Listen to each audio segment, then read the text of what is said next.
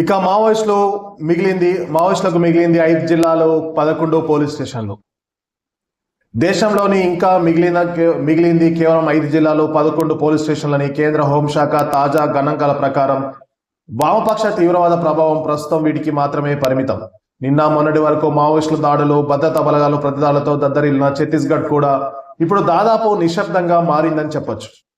ప్రధానంగా గత 2 ఏళ్లుగా అంటే ఛత్తీస్గఢ్లో బీజేపీ అధికారంలోకి వచ్చిన తర్వాత నుంచి పరిస్థితులు వేగంగా మారుతూ వచ్చాయి.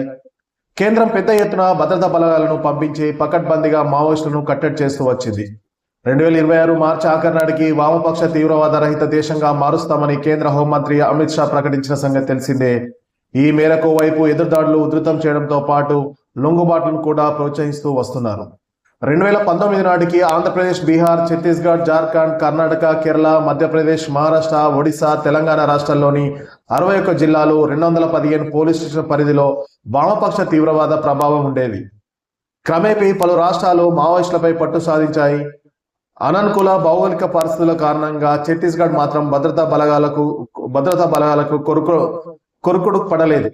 కేంద్ర ప్రభుత్వం ప్రత్యేక దృష్టి పెట్టడంతో ఛత్తీస్గఢ్, జార్ఖండ్, బీహార్ తదితర రాష్ట్రాల్లో పరిస్థితి మారుతూ వచ్చింది.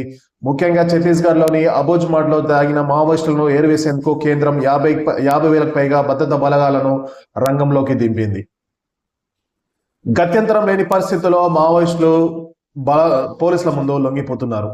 ఒక 2025 ఏడాదిలోనే 7,409 మంది అరెస్టు కాగా 5,880 మంది లొంగిపోయారు. 12 మంది అగ్రనేతలు సహా 364 మంది పోలీసులు జరిగిన ఎదురుకాల్పులో మరణించారు. ఇదే ఏడాదిలో 32 జిల్లాల్లో 108 పోలీస్ స్టేషన్లను మావోయిస్టు రహితంగా ప్రకటించారు. తెలంగాణలో గత ఏడాది వరకు ఖమ్మం జిల్లాలోని 2 మాత్రమే ప్రభావిత పోలీస్ స్టేషన్లు ఉండగా ఈ ఏడాది కేంద్రం వాటిని కూడా తొలగించింది. 2026లో ఛత్తీస్గఢ్లోని 3 జిల్లాలు 9 పోలీస్ స్టేషన్లను, జార్ఖండ్లోని 2 జిల్లాలు 2 పోలీస్ స్టేషన్ పరిధిలోనే మావోయిస్టు ప్రభావం ఉన్నట్లు కేంద్ర గణాంకాలు చెప్తున్నాయి. అన్ని అనుకున్నట్లుగానే ఈ నెలకల వరకు ఇవి కూడా మావోయిస్టు రహిత పోలీస్ స్టేషన్ మారే అవకాశం ఉందనేసి కేంద్రం అంచనా వేస్తుంది.